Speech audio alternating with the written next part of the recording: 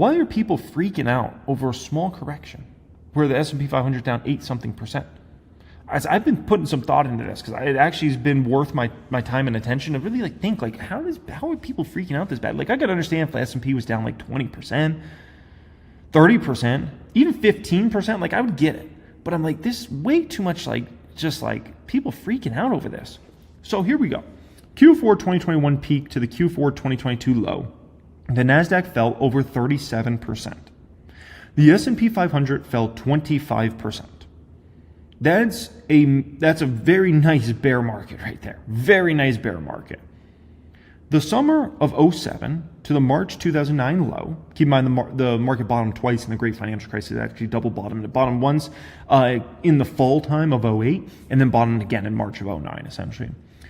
All the indexes fell 50% in that crash. Very, very dramatic. A 50% fall for all of the indexes, right? So those are what I would call people should freak out, right? In panic, right? And if I even look at my YouTube channel in 2022, there was days in 2022 where I lost subscribers. Like people said, I'm done. I don't care about the stock market. I'm out of here. And at least I get it, right? It was a horrible financial decision that people would leave the market in 2022, by the way. Like they should have been buying every share in sight and just held through because they would have made so much freaking money. But they didn't. But at least I get it. Like I get why, a lot of people said, screw the stock market, I'm out of this. Like I'm leaving, this thing isn't for me or whatever, because it was a major crash. But the fact that I'm seeing so many people freak out over a small correction, I'm like, I really thought about this and I figured it out. Why people are freaking out so bad over 8.5% fall for the S&P 500 and a 13% fall for the NASDAQ. I figured it out. Here it is. Hood stock from the peak is down 45%. From the peak, Coinbase stock is down 42%. And this is all transpired in just the past few weeks, the last couple months here. MicroStrategy is down almost 52% from the recent peak it had. 52%. Tesla stock is down almost 54% from the recent peak it had. 54%. Oh my gosh. Palantir stock is down almost 39% from its recent peak just a few weeks ago. And then if you look at HIM stock from just a few weeks ago, from the recent peak, it's down 51%. I get it now, why people are freaking out so bad. Because I look at the market, I look at my portfolios, I'm like, I'm not feeling it that bad. But then I look out there and the sentiment is just awful. You think it's the whole stock market's down 30, 40, 50%. Like literally you would think we're in the great financial crisis right now. The way people are acting on social media, the way people are reacting to this whole market drop. I'm like, oh my gosh, people are panicked. Mostly retail. And then I'm like, how are they this panicked off of this little drop? We're in a small correction. Come on. And then I look at those stocks and I'm like, I get it. Because a lot of people piled in those stocks at the very end of 2024, beginning of this year. And now they're looking at their portfolios and like, oh my gosh, I lost 30%, 40%, 50%. I get it. And once again, some of those people were then margining money out because, it's so easy to make money in the stock market. Some of those people were buying call options. And that is why people are absolutely panicked. And that leads us into Trump. Because now I'm even seeing some people that voted for Trump are now mad at Trump because their net worth is going down. Ever since he got in office, they're looking and they're like, my net worth is going down. Real estate's going down, which we're going to get into in just a moment here. My stock portfolio is going down. Damn it, Trump. I voted for you. What the? And my thing to those people that are mad at Trump, like I could understand people that voted for Kamala being mad, right? Democrats, or people that didn't vote being mad. But if you voted for Trump and you're mad because your net worth is going down, I don't know what to tell you. Trump's doing exactly what you would expect Trump to do. Tariffs, this whole Doge situation, this is exactly what you would think. And so, that's what you voted for.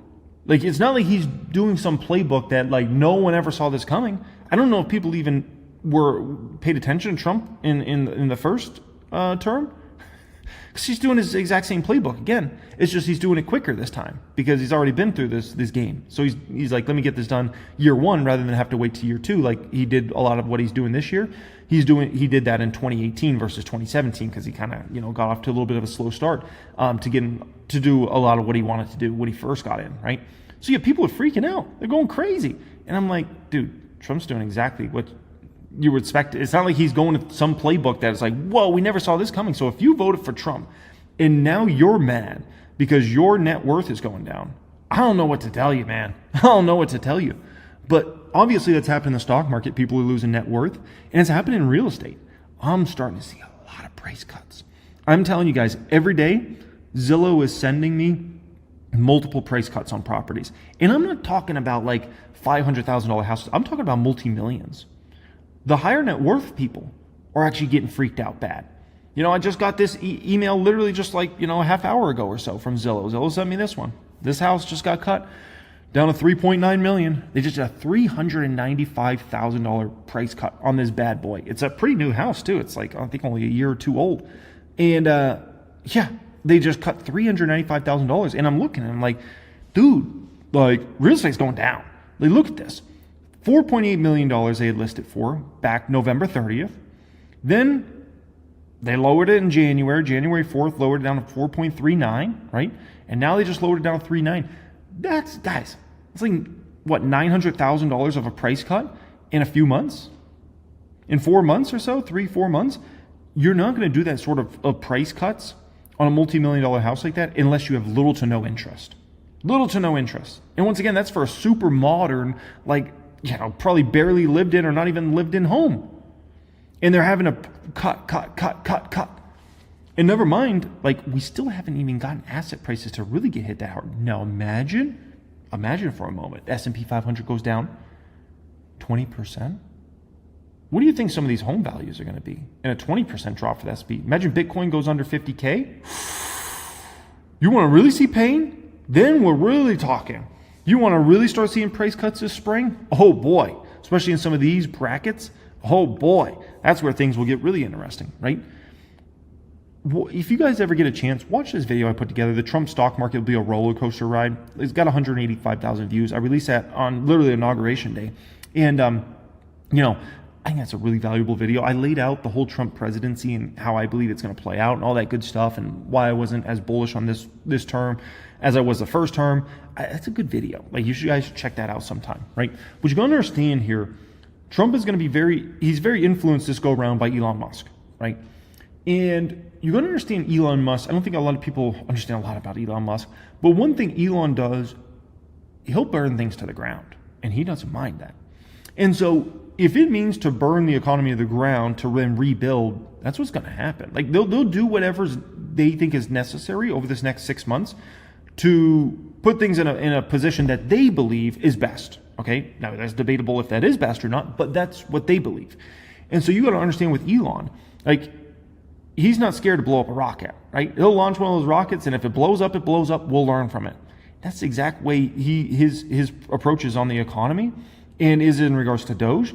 He's like, dude, if it blows up, it blows up. We'll see. And so you got to understand they're taking that sort of approach, and the market doesn't feel comfortable with that. The market does not feel comfortable with this approach that Elon will take. Elon, when he bought X, what did he cut 70% of the staff or whatever it was? That's Elon.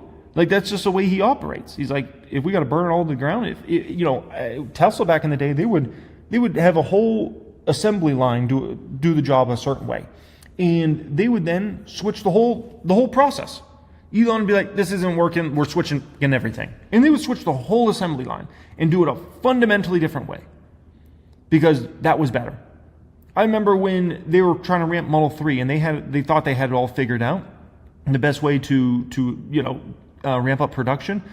And then Elon's like, no, this isn't best. Like, we need to completely change everything. And they built a tent. Literally, they built Model 3s in a tent and did it a whole different way. And that was the best way to do it. And so Trump has taken much more of an Elon approach. And I'm just saying the market doesn't feel comfortable with that. And I can understand it. I get it. But you got to understand the process they're going to do. Like, Elon's like got that approach. Like, dude, burn it all down, and then we'll start over, and then we'll rebuild. And that's what's going on now, right?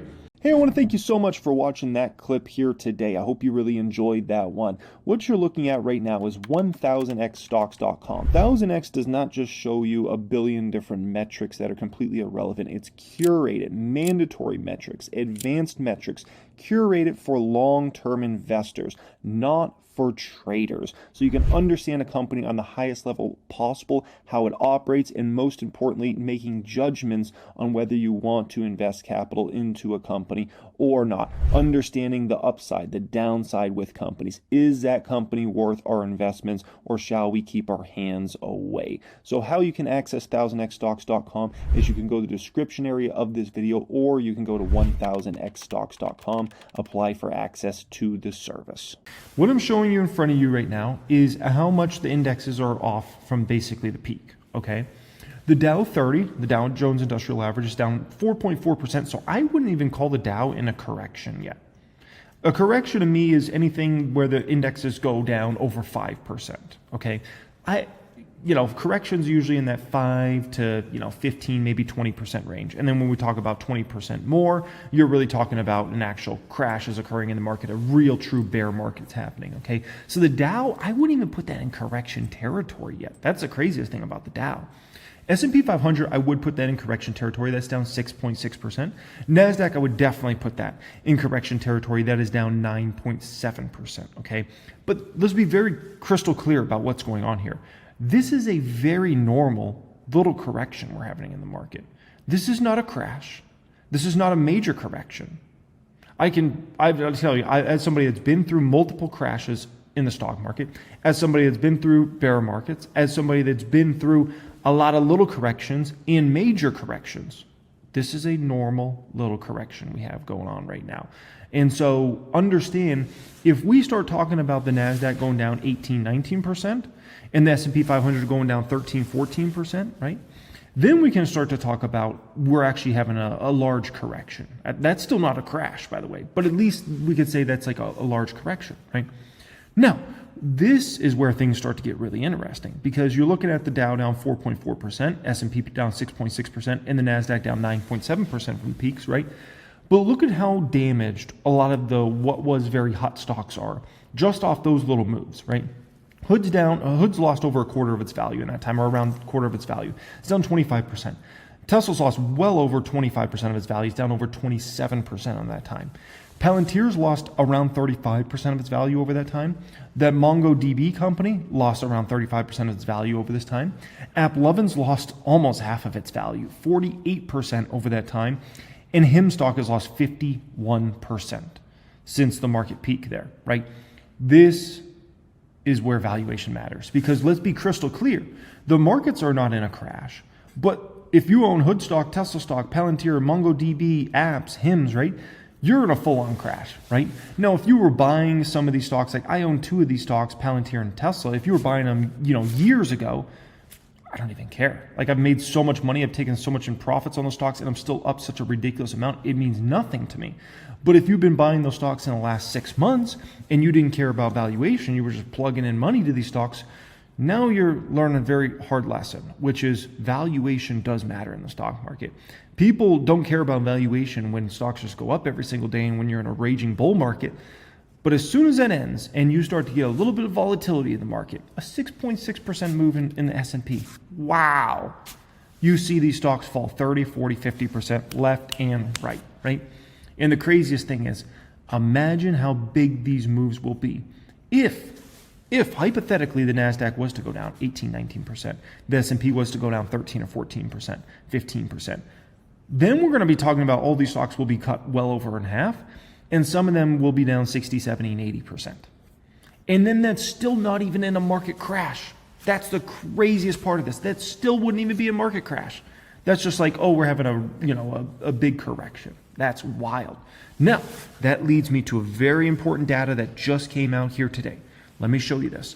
This is a brand newest AAII investor sentiment numbers. They've been doing this survey all the way back to the 1980s, and I show you guys the survey quite often. Okay, brand new numbers just came out.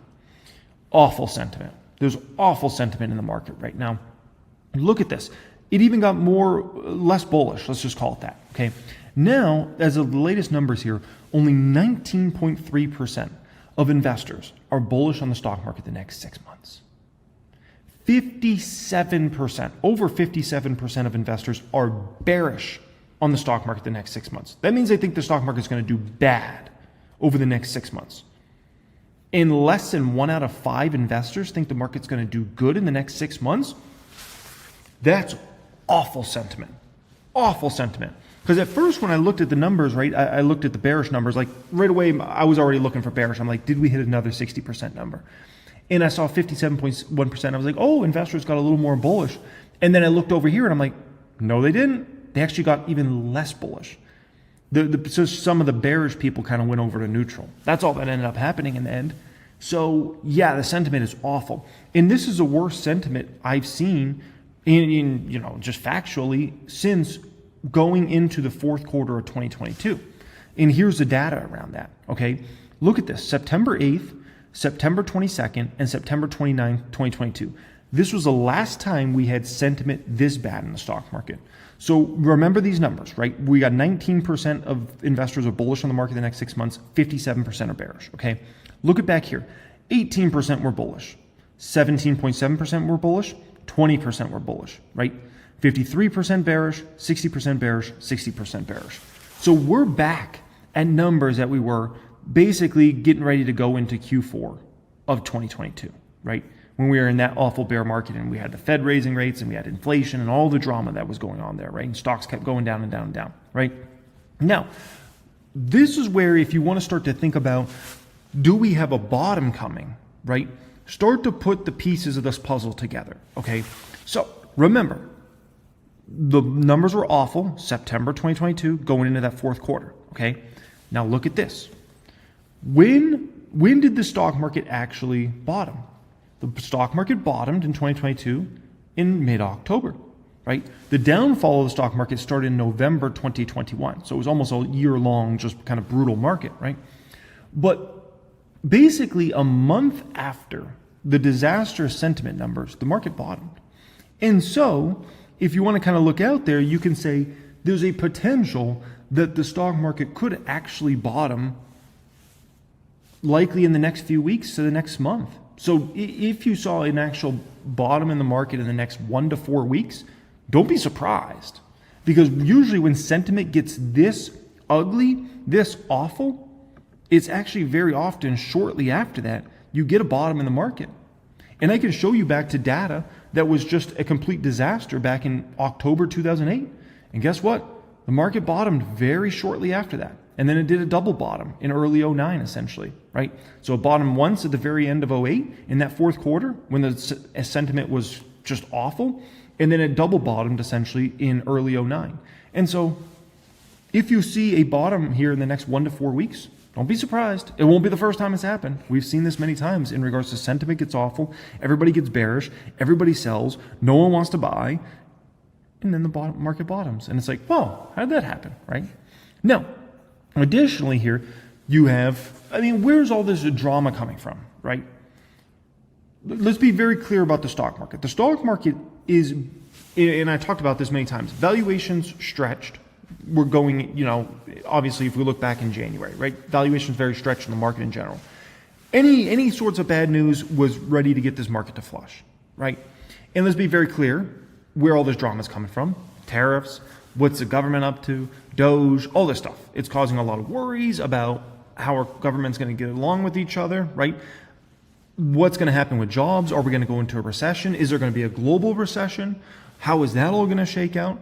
There's all these worries about all that stuff, right? And we don't know, no one honestly knows the answers to any of this. Trump doesn't know the answers to this. Elon doesn't know the answers. I don't know the answers. No one knows how all this will end up playing out.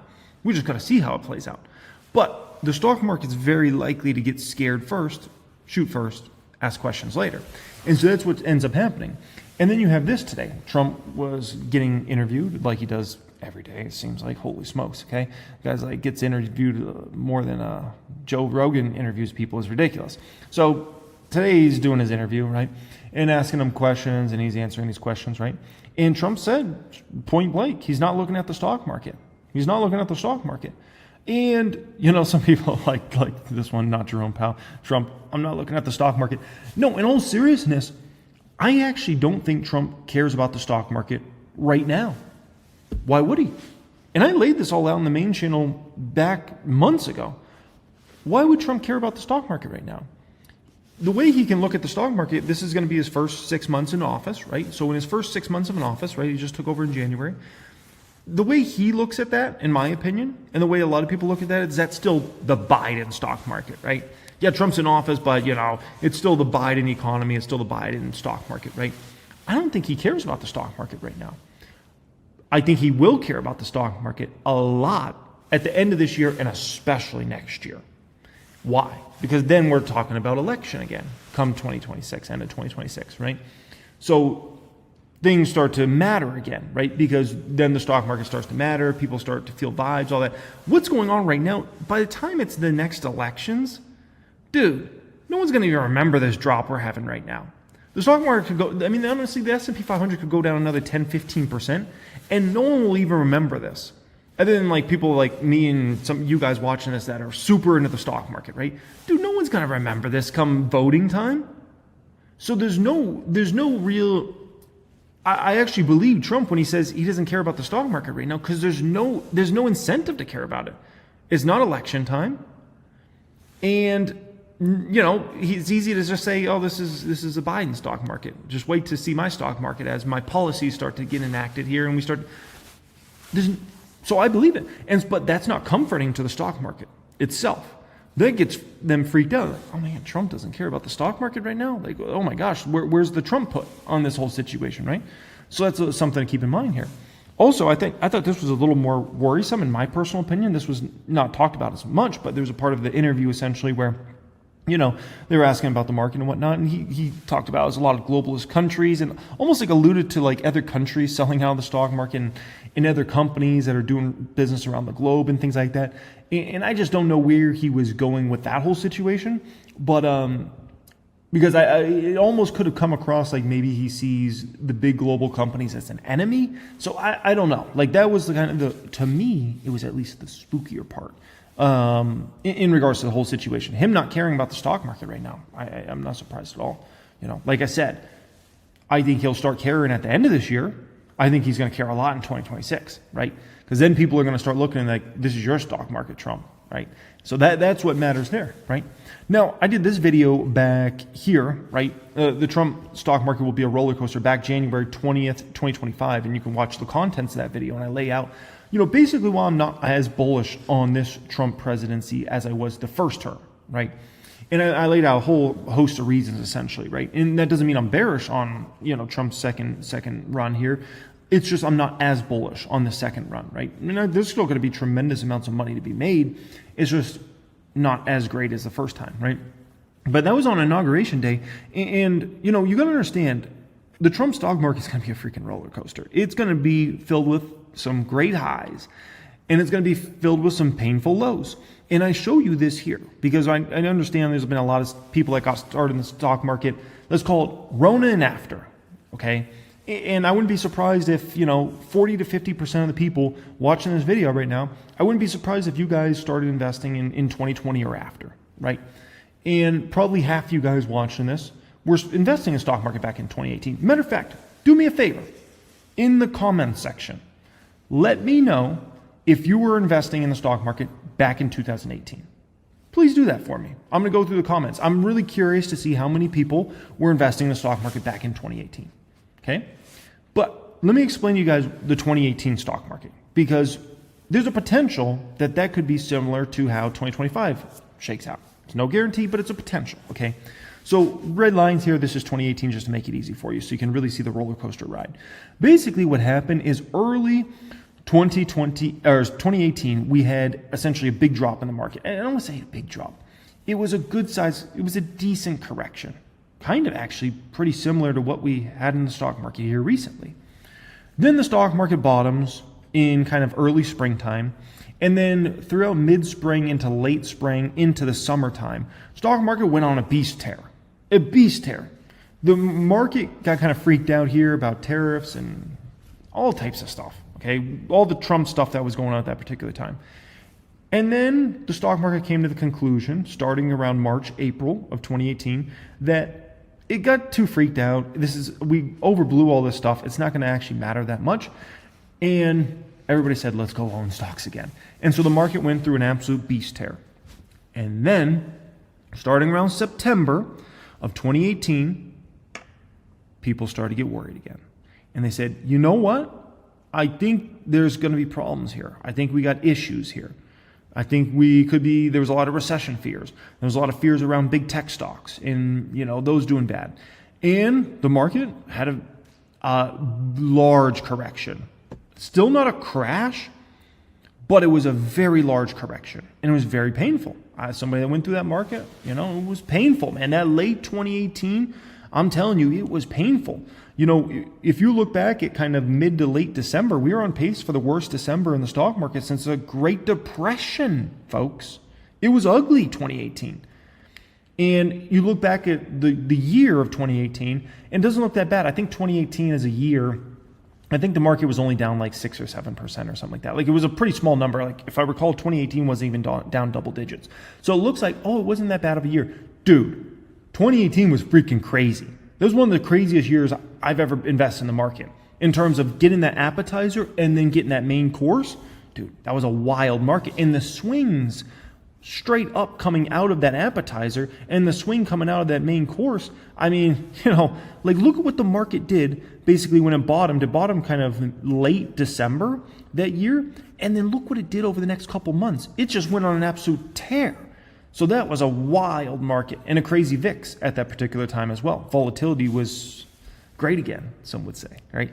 Insane. And so just keep in mind, we could get something like that playing out this year, right? Where maybe we bottom here in the next few days, the next couple weeks, and then, people start to say, you know what? All this tariff stuff, yeah, we're all freaked out about that, but it's not as big a deal as we thought. The Doge stuff, people are like, oh man, we thought it was going to ruin the jobs market. It actually didn't. And the next thing you know, all of a sudden, everybody comes piling back into Meta, Nvidia, Google, all the stocks they want to own at the end of the day. And all those ones start to catch a big bid, and then they just go on a beast run, spring, summer, right?